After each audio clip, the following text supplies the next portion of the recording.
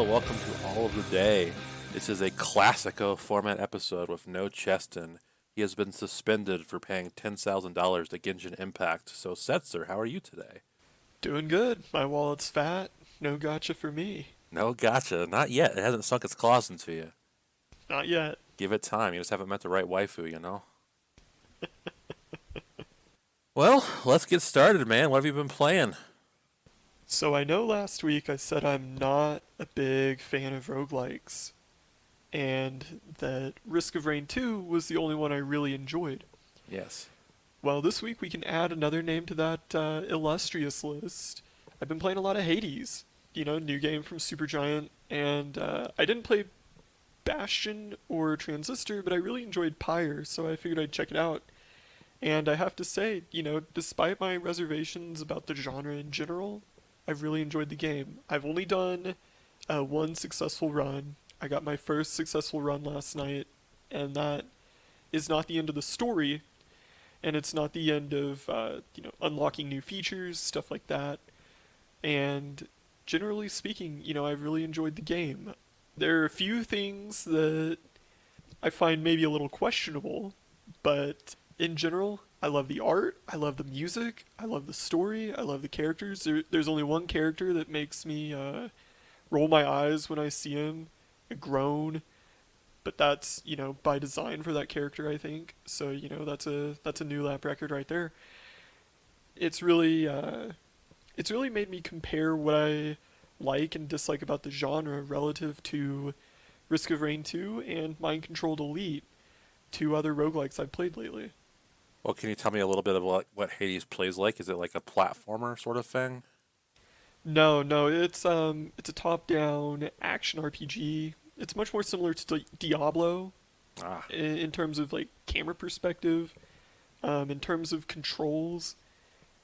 I think maybe it's more similar to I think it's what Bastion plays like, but I don't know because I haven't played Bastion. But that kind of genre of game, right, where you're moving with one stick and you're aiming with the other, yeah. and the buttons are your different attacks, right? So, okay. Well, I wish you had played Bastion because I love Bastion. So if I knew it played like that, that's an instant purchase. So that's unfortunate. But Well, it's not like it's discontinued. You can still buy it. no, I refuse. What are you talking about? No, but it sounds really interesting. I'm not gonna not gonna fib. I've heard about this. It seems to be the hotness of the internet this week, kind of. So I've been curious about it. Yeah, don't sleep on it. Even someone like me who again really hates the sort of play it again genre where you just do the same thing over and over. I've really enjoyed this game. There's a lot of variation. There's a lot of excitement when you find something new. They do a really good job of not playing their entire hand too early. That's something that I think Risk of Rain 2 could improve on, where there's a ton of different items in Risk of Rain 2, but none of them individually are particularly exciting. There are some super rare items that will really change up how you play, but generally speaking, if you want to see a real impact on how your character plays, you might have to stack 5 or 6 copies of the same item. And the items you get are much more random in Risk of Rain 2, Oh, I but you do see. get a lot more of them. Whereas in Hades, the boons, the Daedalus Hammer, they all have a huge impact on how you play immediately, right off the bat, but you don't get as many of them. Generally speaking, in games, I would rather have fewer but more impactful choices than lots of little choices that take a long time to add up, right? Well, right. Well, that was one of my problems with Binding of Isaac, which I have several, but I feel like there are way too many items in that game. Like, I understand the purpose of it is that it's random, but it's like, I don't know, focus on making some good items. I don't know what you want. I'm glad to see it take that approach. For sure. I think that that's one of the things that I really like about it is you're almost certainly going to have a totally different play style every time you play, just because the different weapons, the different weapon variants, the different boons, all of that. It really comes together and it really forces you to improvise in a way that a game like Risk of Rain, where there's a lot more randomness, but none of the items are really as impactful, and it takes you a long time to really start to see that variation and that change in your style. So I know you're not a roguelike person, but have you played Slay the Spire? I haven't. That's the card game one, right? Yes, I feel like that would be up your alley if you played it. Really? Yeah, I I looked really at enjoyed it and it. I don't really like these kind of card Oh, games. you don't? Oh, okay. Well, then maybe I'm No. wrong, but I really enjoyed it when I played it. So I mean, I've heard it's supposed to be one of the best games of the generation, but it's not. Whoever said that is trying way too hard to be like trendy, but it's a lot of fun. that's what I've heard. Yeah. I generally speaking though, I really don't like the card games because so much of the game is dictated by like what cards you randomly draw in Right. each hand. And at that point, I want some action. I want to have some fun. I don't want to sit there and, pick through cards, right? That just doesn't sound fun to me. I should say the decks are relatively small, and you can customize it so you only have really good cards. So you can. It's certainly less like, I don't know, a Pokemon trading card game or something, but I can see what you're saying. Like there's too much luck involved. But I think it handles that element pretty well. I might have to give it a shot. Yeah, I think you would at least have fun with it. I don't know, pirate it or something. I don't know. Um, but so have you played anything else? I did find a little bit of time to play Total War Warhammer 2, which is free this weekend Oh, back on your as part of the Warhammer. Sega 60th anniversary sale on Steam. So what do you think of this? Well, I'll say this: I've never played. I shouldn't say never. I played the original Total War Samurai or whatever way, way back when I was very, very young. Did not have a good understanding of the game at all. Oh yeah, it's those Total War games are pretty complex. I think of it like Europa Universalis or whatever. Like it's very hard for a younger person to understand. I would imagine. Exactly. And so when I came back, to this one, I didn't really have any clue what to expect. Essentially, I had never played one. I've been playing a lot of Vermintide over the past month or so. So I wanted to play as the Skaven, of course, right? The Ratmen, which are the Yes. villains of Vermintide, as you might guess from the title. Yeah. Here's the scenario, right? You Mm. fire up this very complex strategy game, and you already know what faction you want to play. There's two heroes in that faction you can start as, okay? Mhm. One has a label that says no introductory content available. Oh, okay. The other doesn't. Which one are you going to pick? Well, you want to play the one with the introductory content so you can learn how to play. Wrong. Okay? Oh, I okay. didn't notice this when I was selecting my characters because I just thought, okay, I'll play the Ratman tutorial. Simple as, right? Right.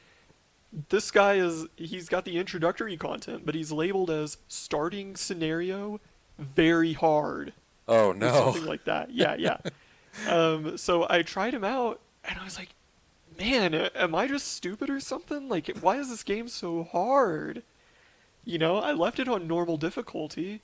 Why is it so difficult? They fucked you over. Yeah, exactly. They deceived me. They tricked me. So I went back and I played the starting scenario multiple times before I talked to a buddy of mine who's a little bit more experienced with the game. And he was like, "Oh yeah, don't start as that guy. He's got one of the hardest starts." It's like, "Oh, well, why is he the tutorial then?" Yeah, they need to. They should have not done that. I'm surprised it shipped like that. That seems like counterintuitive. Yeah. So I did restart with an easier starting scenario, and yeah, it's a lot of fun actually. I'm surprised, how well it balances. Keep in mind, I'm still in the very early stages of the game. I think the deepest I've gotten so far is like turn 20. But I am surprised by, how well balanced the campaign map gameplay versus the like battle gameplay is. There's a good admixture of both kinds of playing the game. You know, generally I'm much more interested in the campaign map kind of stuff where you're building buildings and maneuvering resources, working on diplomacy, stuff like that. You know, it really reminds me of another game I really enjoy, Endless Legend, Hmm. which is from the guys who made Endless Space and Amplitude Studios, and it's kind of like a civilization type of game, a riff on that. Now in Civ, when your units fight, it's just a little animation plays, one loses, one wins, right? Yeah. In Endless Legend, it's this like endless, pun intended, little tactical mini game. It's like a little board game almost, and you have to play it every single time units Oh, fight. And so it's just like this constant slog. yeah.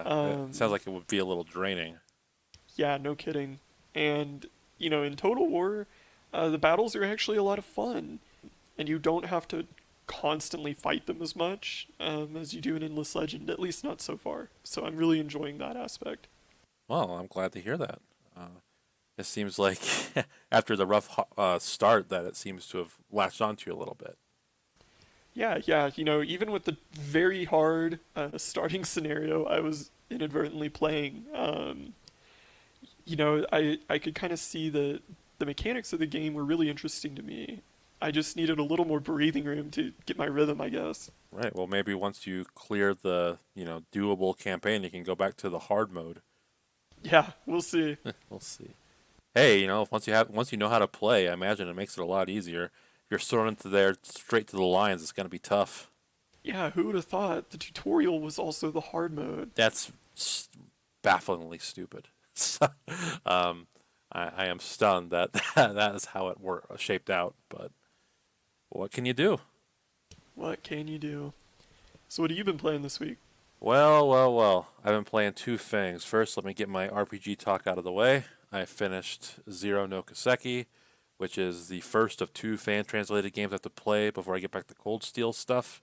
What this has taught me is that there are vast differences in quality between different fan translated projects. I don't know, back in the olden times, I don't know, the late 90s, early 2000s, I remember downloading like fan translations for Final Fantasy V or like Dragon Ball Z and some crappy SNES RPG. The translations would always feel weird and stilted. The second fan translated game makes me think of that, where it's like someone took a machine translation and then spruced it up a little bit to make it seem more natural, but you can still tell that it feels a little too stiff. Whereas the other fans translation, the game it has beat Zero no Kiseki, feels more, I don't know, natural. So it's just something I noticed. Yeah, I have to wonder, how much of a difference time has made as the fan translation community grows. Japanese skills become, I wouldn't say commonplace, but maybe a little more commonplace in that niche in the Oh yeah, West. the game I just beat actually has a translation that I would say is relatively close to an official localization. I would say it feels pretty quality. And by close to official localization, I also include like the stupid decisions people make, because there's a Of line of course. dialogue. There's yes, there's a line of dialogue. This game came out in 2010 that says, "This is a bruh moment," Oh and no. and when I saw that, I was like, "What?" One, this is a Japanese RPG, and two, this game came out in 2010. People like, I know that's a common phrase now, but people weren't really saying that back then. So it's a strange choice, but that was like, Anachronistic fan translation over here. yeah, it's strange, but that was like the only glaring fault they had in it. Otherwise, it felt pretty solid. So just like any other translation, I'd say. And yeah, so it's just interesting to see the differences in quality of translation. So Yeah, it's funny you mentioned that. It reminds me a few years ago when I was playing P5, and that's the only JRPG I've played in quite a while. just Yeah. because I don't have time for a lot of those games anymore. And I mentioned, how well localized I thought it was to you. And I specifically remember, commenting that I actually laughed when Ryuji said get wrecked. Even though that's like what I would typically hate to see in a game. Right. It just fit with that character so well. Yeah, it depends on context because I assume like when characters say stuff like that, there's a Japanese equivalent that's being said, so they're having to choose something that's roughly the same in English. Because like obviously, I assume they're not saying "get wrecked" verbatim in Japan. I don't know for sure, but it's tricky. What? Because like I know one thing I really enjoyed, and this is something everyone posted as cringy on the internet, but during a social link with Futaba and Mishima, I believe I think Mishima says "kek," and I was like, Uh-oh. that actually perfectly fits with that character because he's awkward and weird and doesn't talk to people in real life, and he doesn't understand why that is strange. And Futaba even says, "I've never heard anyone say that out loud before." So I thought that was like a very fitting line, but who needs nuance? Just hate all memes equally, you know. Amen. But we'll see if I stick through the second fan translated one. It's a little rougher, but it goes through story elements that I'm very interested to see. So I'm just excited that I'll be done with like having to go to the shady corners of the internet to play my games, and I can go back to my PS4 where Cold Steel 2 is waiting for me. Elsewhere, Nintendo Switch Online released a battle royale called Mario 35. It's free to play if you have Nintendo Switch Online. So by free to play, I mean $20 a year. Um, and it's a lot of fun. How it plays is you basically play through Mario 1, and stage orders are kind of random, and you kill enemies and you send enemies to other people's screens, so it makes it a little more hectic than it would normally be. I think it's fun, but the games last a little too long. Like I think Mario has been out for 35 years, so the people that are good at it are really good. So it's like I don't feel like these kind of games should last 20 minutes, but they always do, and it's a little draining. But it's good to have a battle royale, which I'm solid at. Like I won 3 in a row, which is pretty cool. But I mean, I don't think it really has a lot of staying power. It's just fun. It's a novelty. There's Yeah, nothing yeah, wrong with that. yeah. I'm a Nintendo, and I can take the joy out of these things. Um, I would like it if they experimented more with stuff like this because I think it's a pretty cool idea to kind of go back to these classic games and find new ways to enjoy them. It makes me think of Pac-Man Versus, I think, or Pac-Man Championship Edition. I mean, Mm-hmm. where it's like a twist on a classic formula. Now, I think Pac-Man Championship Edition is a little overrated by the press, but I still think it's like a neat idea. It's a new approach to a classic formula. So I would like to see maybe next year they do like a Zelda equivalent because that could be kind of fun. Or I don't know, just try some new stuff. I've because this Star game. Fox BR. Oh, that would be pretty neat. That would fit if you made the stupid the all range mode style battle royale where it's 35-man dogfights. That could be pretty fun. Well, it surprises me you're liking this BR game because previously both you and I have, kind of disparaged the genre, right? Yeah, Neither of us are big competitive PvP guys, and I'm not a fan of, you know, this feeling of, okay, I put all this time into the match, fun's over, start over again, right? right. Well, I mean, I look at it like a fighting game where like each encounter is a new game. So like it's just a new experience every time. I maybe the reason I wasn't so high on battle royales before is because I didn't like the genre, like the shooter stuff they were going for. Mm-hmm. And this is like my bread and butter as a platformer, and it's a bread and butter for an old man like me. Like I can beat up all these dumb kids, so it's I don't know. Maybe that's why. Like I've played Mario 1 a billion times in my life, so I think it's probably has a little bit to do with that. Because I do try to play them when they come out just because everyone talks about them. Like I had experience with Fall Guys, which I fell off of pretty quickly. But I mean, I don't know. There's some fun to it if you enjoy the type of game that's being played. I know, like one of my brothers, not not Cheston, really enjoys Tetris 99, which is a Yeah, the similar, Tetris BR. yeah, which is a very good concept, I think, for one, because I think everyone Hmm. likes Tetris, and there you go. So my stance of battle royales has changed from don't like them to depends on the genre they're shooting for. I can see that. Maybe I'm waiting for the BR that's right for me. Well, I don't think that'll ever happen unless they make like a Mega Man Legends one. Don't even get me started. That would be so much fun. I think Mega Man is one that is perfectly suited for the kind that Mario 35 is because Mega Man's hard anyway. So Especially the classic games where you clear it one screen at a time. right, so like you go and you beat Snake Man, and then you send Snake Man to another person's like level, and then Snake Man just in the middle of the level, and you gotta like maneuver your way past him or die. So I think that would be an interesting approach, but well, that's about all I've been playing. So I think we're good to go on to the news if you want. Well, first things first. Final Fantasy 16 basic development and scenario production are complete, according All to right. a job posting on Square Enix's website. I see scenario production complete, and that tells me the story is complete. So suck on that, Halo Infinite, I guess. Um, but I'm curious what basic development means. Does that mean like they've got the world map sorted but not like fleshed out? I don't understand. Like I read the article, but I'm still a little confused about what they mean by that. Well, all we have to go off of is the Japanese translation provided by Jamatsu, which is we've already completed basic development and scenario production and are continuing to create large scale resources and build boss battles while expanding our various development tools.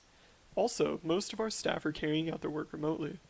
So I would assume this means they have, you know, more or less a complete game, but maybe it's missing a lot of the set pieces and some of the content pipeline that will enable them to create those set pieces more efficiently. So you're saying kind of like the basics are done. It's more about polishing it up now. Well, they do allude to missing boss battles True. and large scale resources, so this may mean stuff like, I don't know, they've got the gameplay down, they just need to design boss encounters. That's a big part of games like Dark Souls or Devil May Cry. Well, yeah, true. And this is an action-looking Final Fantasy, so they need to make appropriate boss battles. So I guess that's true. Um, and probably, I assume that since it looks kind of like Final Fantasy 14, I assume there are going to be some war-style things going on, maybe. So large-scale battles might need to be worked into a little bit. So who knows? Yeah, that could go into the development tools they allude to in the post. Yeah. Well, I mean, this kind of saying that the scenario and basic development stuff is done suggests to me that I was correct. This game is a lot closer than people realize, I think. I hope so. After 15, I think the main scenario in that game definitely showed the signs being spread thin over the course of what was it, like 15 years? It was, yeah, it was a long time, and it was a lot of ideas thrown into this that were boiling for over a decade. The fact that 15 was, I think it was solid, but the fact it was as good as it is, which isn't saying a lot to some people, is kind of a, I don't know, a surprise. Because like I think of games with similar development histories, like Duke Nukem Forever, which clearly showed that it was a game that was worked on for a Mm-hmm. decade. And Final Fantasy 15 to me was like, it's okay. It's not a train wreck. It's fine. So, Yeah, it wasn't a train wreck. but it could have been, but it wasn't. It could have So been. I feel like Square has been doing solid work lately. Like their main stuff that's come out has been pretty good. Like I really enjoyed Kingdom Hearts 3, which I know makes me, an unusual person, but and Nier Automata, which was one of my favorite games of this generation. So I have no reason to think they won't make a good product. So, as you said, all signs are pointing to Final Fantasy 16 being maybe not ahead of Square's schedule, but ahead of people's expectations for it, right? Yes. Let's talk about a game on the opposite end of the spectrum, Star Citizen. Oh my god. This game, how do people keep pumping money into this thing? It feels like the biggest Ponzi scam ever. Yeah, I mean, I really can't figure it out. I don't know how people justify this. I mean, you're paying literally thousands of US dollars for JPEGs of spaceships. I Right. really don't get the appeal. I can't justify it.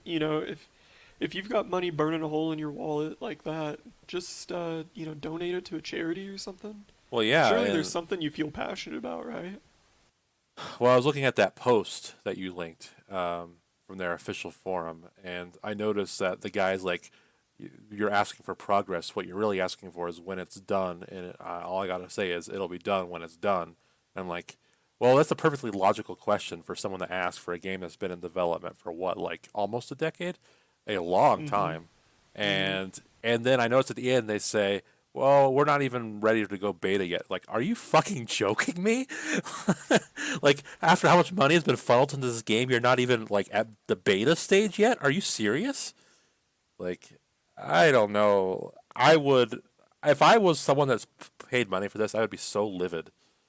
Yeah, on the one hand, I can understand they do have a lot of technological hurdles they need to overcome to realize their vision for this game. They don't want to show it off before it's ready in the first place, for obvious reasons. I think that that's a big problem in our culture, but, if you're going with the status quo on that one, I think there are good reasons to do so. But I mean, come on, man. Maybe you should have had a working prototype before you took hundreds of millions of dollars. Or exactly, like the amount of money they took is insane for not having delivered a product yet. And Exactly. and it feels like they're constantly changing their end goals based on technological changes. Well, here's the problem: like you, when you make the like your Kickstarter, this is how this started, right? A Kickstarter, Mm-hmm. like way back in the day. Mm-hmm. Um, when you do that, you should have a tech goal in mind. You should be shooting for a specific spec, I would say, so you can get your workout. But I feel like it's always evolving, and I'm afraid, technology is not going to stop evolving. So you're eventually going to have to like set a moment and say we cannot go beyond what is capable here. But it feels like they're not doing that. They're just like, well, we're going to work on all sorts of shit, and this game will come out in 20 years. Yeah, I mean, in a lot of ways, this game is a monument to all the sins of crowdfunding in general. I think, this was kickstarted in 2012, I want to say, which, if you recall, was a big, big year for Kickstarter. There were I just tons of do. games getting kickstarted back then. I remember. But, you know, that was when Kickstarting was at a fever pitch, and a lot of those games were not nearly as ambitious. Pillars of Eternity, great game, much smaller scale. Um, Shovel Knight, also a Kickstarter Shovel game. Knight, Total Annihilation, or Planetary Annihilation, rather. Mighty Number Nine, you know? Yeah. Well, we don't Say want to talk what you about will. failures in here.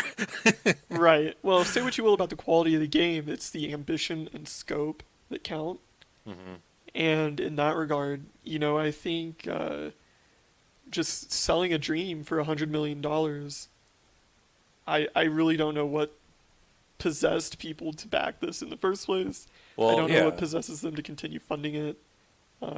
All I'll say is a bird in the hand is worth two in the bush, right? Well, I personally am of the belief this game will never come out officially. Like, it'll just be in beta or alpha or whatever forever.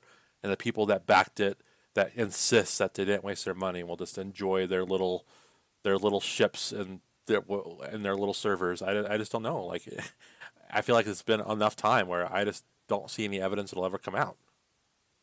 I think that a product will be released eventually. I think that there will always be, something on the horizon for this game until they get desperate enough that the horizon starts to close in. The great emancipator once said, you can fool all the people some of the time and some of the people all the time, right? Yeah. I think that eventually the cash will dry up and they'll be forced to put out something. Will it be this sort of, genre mashup mega game where you're playing what was it? A while back I remember they were talking about, when you fly like a space bus, you have to play Diner Dash to arrange the passengers or something. That sounds So we're familiar. programming that, you know. Well, yeah, they Um, have stuff like they were modeling each individual bullet and guns that you can't really see. So, like how the firing mechanisms and guns work, which is, I guess, cool, but you can't see it. So what's the point? I don't. hmm So I don't know. Wasting time on that. Yes, like Yeah, I'm fine with doing like detailed stuff, but I think if the player can't see it, it's just a waste of time. You're doing it to like fillet yourself. I don't know. yeah. I So. mean, you know, it's funny you mentioned that specific mechanic because there's a game called Receiver Hmm. by Wolfire Games, I believe, and it's all about precisely modeling the workings of the gun, and that is the point of the game, right? Okay. You know, it's not a footnote in this sprawling, you know, Uber game, Right, it's the point of the game. right? Well, hey, it has a focus. so Exactly. so I feel like Star Citizen doesn't have a focus. So until it has one, I don't think it'll come out. I mean, I think if you want this game in a nutshell, there's a very interesting video. An architect reviews Star Citizen space stations, something like that. And it talks about how they've put so much time and effort into this method of, you know, procedurally generating space stations. Because these guys are talking about, you know, we want our game to encompass the entire galaxy. There's no way humans can put in the labor required to hand make an entire galaxy. No, So we'll do it procedurally, right? We'll do it algorithmically. We'll reduce it down to math, and we'll have the just game do it for us. just like No Man's Sky. Or Spore. And then you look at the final product, you look at these space stations, and they're absolutely bizarre. You know, they don't really make any sense. They're clearly not intelligently designed, if you will. And, you know, it's just this massive labyrinthine space with no real point. And I don't think there's a better summation of what No Man's Star Citizen, what Star Citizen represents to me, and I think a lot of other people. If I'm gonna be honest, it kind of, in some ways, it reminds me of Fortnite. If which is a weird thing to say given what Fortnite is now, but like back in the day, it was a game that was in development for forever. No one knew what it was, and you'd get emails to like the Giant Bomb podcast. They're like, "Is Fortnite even real? What is this thing?" And then it came out, and obviously it was it changed, not changed the game, but it was a big deal. So I don't know if Star Citizen will be that, but that's what it reminds me of. Yeah, the original Fortnite, I remember Yes, that before the Battle Royale mode, yes, when it was like that base building zombie horde mode or something. yes. It was something different and something that people were excited about.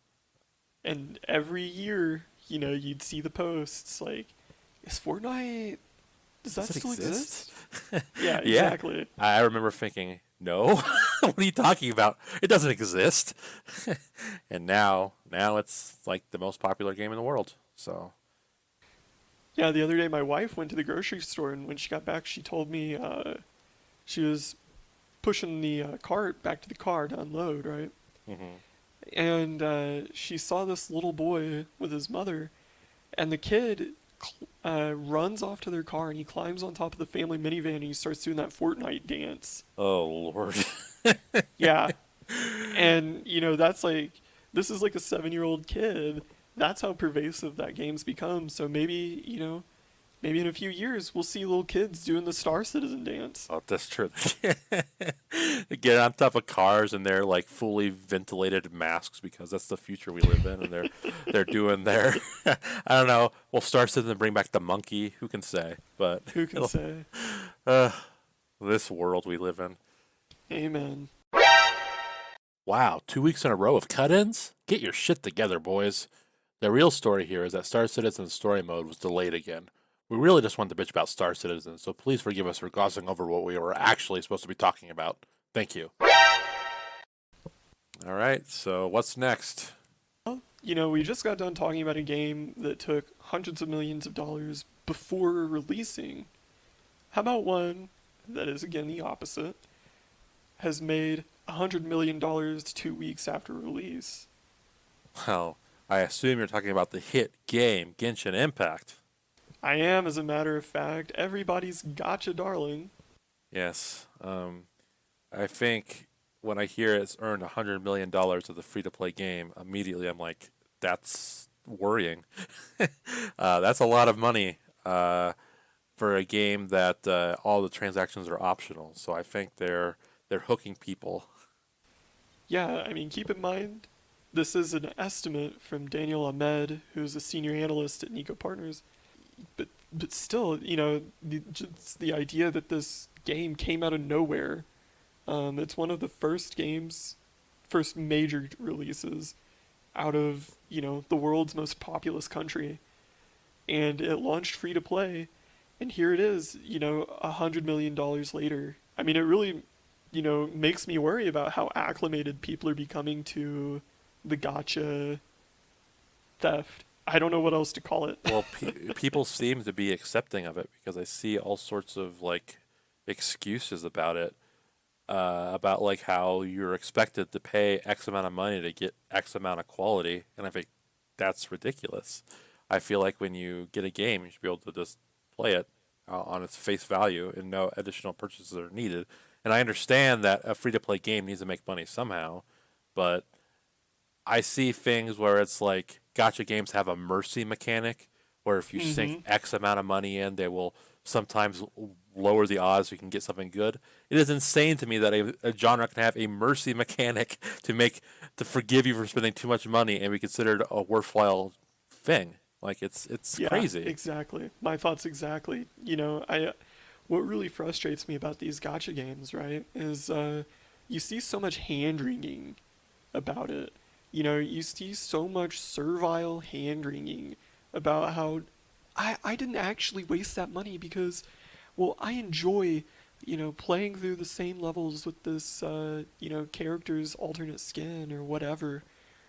I mean, at some point, you gotta admit you're being taken for a ride, man. Well, yeah. Well, like I don't see why I can't just purchase that stuff forthright. Like, why do I have to spend for random roles instead of just get my character? Like, Exactly. it's bullshit because like I read somewhere online some dude spent like $900 to get his waifu in Genshin Impact. Mm-hmm. $900 the roll. Like I feel like you should like if you want to make your characters like $10 per character, whatever. That's your prerogative. But I think like you should be able to do that. You shouldn't have to roll for what you want. That's crazy. Like if you insist to have rolling mechanics, make it for like cosmetics or something. Don't make it for playable characters. And even as I say cosmetics, I'd rather you didn't do that either. But if I have to choose one, do it that way. Yeah, I mean, that's really what led me to drop Final Fantasy Brave Exvius War of the Fates. Yes, that Um, game is pretty cool, but it creeps up on you. exactly. They make a big to do about how you need to restart your account over and over and over till you get, like, these specific characters because they're so rare, right? They're the best Yes. characters, but they're so rare that if you don't get them from the free rolls when you start your account, your odds of getting those rolls again are so minute that you might as well start over. And, you get these super rare characters, but you have to dump so much crystal shards or whatever. I don't even remember. It's been so long, but you have to dump so many resources into these characters to level them up that really, there's a hard cap on how far you can progress in that game without spending money or waiting like weeks, literal weeks, just to progress. And at that point, game's not fun to me, right? I Right. want to play it when I want to play it. I want to make progress on my own time. I want to have fun when I want to have fun, right? Well, that's why I'm kind of mad that like mobile games have been doing this garbage for years and mostly targeting children, and those children have grown up thinking this is an acceptable thing. So when a game like this comes out and it's all it is, it's like, well, that's just what games are, and I hate it. And I hate that it took so long for people to call it out for what it is. So it's frustrating.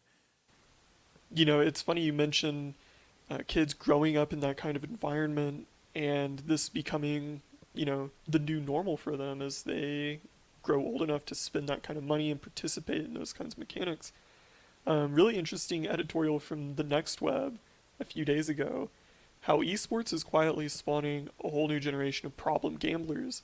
It talks about the same thing, but with more of an emphasis on, betting on games. It feels like there's rules against advertising to children in specific ways, and it feels like these companies that are not regulated are finding ways around that, and it's causing some issues. Yeah, normally I don't really buy into the whole think of the children I don't argument, either. especially when it comes to like content. But I think when you're specifically cultivating maybe economic malfeasance, right? Yeah, I think that those kinds of habits do have an impact on kids. Yeah, they're trying to create whales at a young age, so when they hit like 18 and have their own income, they're spending all their income on whatever product you have out at that time. Exactly, exactly. I think it's raising the next generation. I mean, people used to complain that cigarettes, tobacco, they created ads to target children, hook them while they're young, right? Right. And get them smoking as soon as they could with cartoon characters like Joe Camel. How is this any different, right? I don't think it's that different. It's as like it's encouraging like addictive behavior to make a profit. Exactly. So so like I hate to say it, but the games industry has shown that they can't regulate themselves. So something needs to be done. Like otherwise, like why would they stop? Yeah, There's no I think reason. it's way past the point of self-regulation when you see things like Genshin Impact, making such a huge splash. You see, you know, young guys betting thousands of dollars on Counter Strike. I mean, it's out of control. Well, yeah. I mean, like I would love to play Genshin Impact. I think it looks kind of neat, but I see all these mechanics and I'm like, I don't want to engage with that. I don't want to be a part of this like thing. It's crazy. Like I don't care how good a game is. I can't endorse those kind of mechanics. But alas, I think we're kind of in the minority on this one. For better or worse. For worse, I'm afraid. Because I just can't. It just baffles me that people excuse this stuff. Like it's really no better than loot boxes. It's the same stuff. Just Exactly. like I don't know why there was a big hate campaign against the Star Wars game, Battlefront 2, and not like against Genshin Impact and stuff like that. Like this is just as bad. Exactly. I guess it's that Genshin Impact's not a $60 game, but at what point? Like at that point, if you're spending $900, I mean, what does it matter? It's Yeah. If it's a $900 game, doesn't that make it even worse? yeah, You know what it I mean? does. Yeah, so my philosophy on these sorts of things is that it's okay to I don't know if you are playing a free to play game and you want to give them a little tip, like you're saying like I'll engage with your little mechanics for $5. I think that's okay, but a lot of these just don't feel like they're designed around the players that just want to show appreciation. They just want you to pay, pay, pay, pay, pay. Hmm. Shameful. Grow up to be a good little pay pig. That's right. Findom entering a new era. So those are some of the bigger budget games out there, right? Raking in a lot of money. Let's change the subject to something a little smaller scale. Steam's Autumn Game Festival, showing off a lot of indies and a lot of demos right now. I don't know that it'll be ongoing once this episode is released for you to listen to, but if it is, check it out. If it's Yeah. not, go back and check some of these games out. A lot of really cool, really interesting games in this festival. Yes, this is I don't know, have they done this before? I believe they have, yeah. Okay. Well, I like the concept quite a bit. A lot of these games don't get any kind of spotlight, and especially with like new consoles coming out around the corner, they're just gonna get forgotten. So it's kind of nice that these indie games have a little spotlight of their own. Stuff that people probably like, because I was browsing like the stuff that's on sale, and like I haven't heard of a lot of these things, but some of them look pretty neat. Yeah, for sure. A lot of these games I never heard of, and I generally try to keep my ear to the ground on this kind of thing. But, when hundreds of games are released every single day, it's really nice to see some of these get a little bit of the recognition they deserve. Well, it's easy to get lost in the Steam hellscape. Like there's shovelware junk released every day. So, I mean, I it's, think it's the same on any platform now. oh, for sure, for sure. iOS, Play Store, Switch it's is everywhere. absolutely filthy with it. But I mean, so it's good to see just a bunch of like smaller games that would get lost in the shuffle get something. And I also have to compliment them for like putting demos out front because one of my pet peeves, and not to complain more because I feel like this is a complaint heavy episode, but that's them's the breaks. Activision has started this trend lately where part of the benefits for pre-ordering is that you get a demo for something, which I think is bullshit. What's the Because point of paying for a demo? exactly, because like if you've already bought in enough to pre-order, you don't need a demo. Like the demo should be to determine whether you're buying the game or not. The But demo is to sell you on the game, not the other way around. exactly, but because Tony Hawk did it, and I think the new Call of Duty also is a pre-order for a demo thing, and I hate that. I think that's a bad trend. Um, so it's just nice to see people using demos for what they're intended to do to inspire purchase. But I haven't had a chance to play a lot of these games this past week because again, Hades absolutely dominated my playtime. But Skellboy, Undungeon, Eldest Souls, Cathedral 3D, The Falconeer, Bonfire Peak, Raji, these all look really interesting, and I'm excited to play the demos. Yeah, I need to add some of these to my wish list so I can remember them because, frankly, right now I am so deep in the RPG dungeon that like when I get my PS5, I'm probably not going to actually be playing PS5 games on it. Just PS4 ports of Vita RPGs. So I don't exactly have time for things right now, but I would like to keep some of this stuff in mind. So I'm glad they're putting a spotlight so I can kind of make a mental note of these things. Absolutely. Right. Because, it's better. I'd rather stuff like this have a platform than generic AAA junk that I'm tired of seeing. So Mm-hmm. give it to me, I say. So that'll do it for this week. A little bit shorter of an episode, but a lot of news this week, and there probably won't be a lot of news until the consoles come out in early November. But until then, you can reach us via email at alltodaypodcast@gmail.com or on Twitter at alltodaypod. This is Derek. And this is Setzer, All right, signing off. we'll see you next week. Bye.